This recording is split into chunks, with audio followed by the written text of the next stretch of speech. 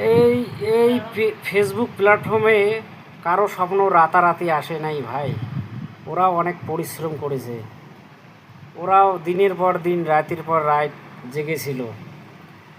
তো আমরা নতুনরা এটাই মনে করি মাঝে মধ্যে ভাই ভিডিও আর বানাবো না।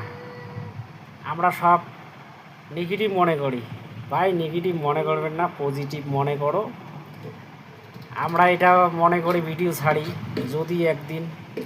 যদি একদিন এই রকম করে করে অবশ্যই ভিডিও ছাড়তেছি। মাঝে মধ্যে মনে হয় না আর ভিডিও করবো না, ভালো হয় না, ভিউজ আসে না।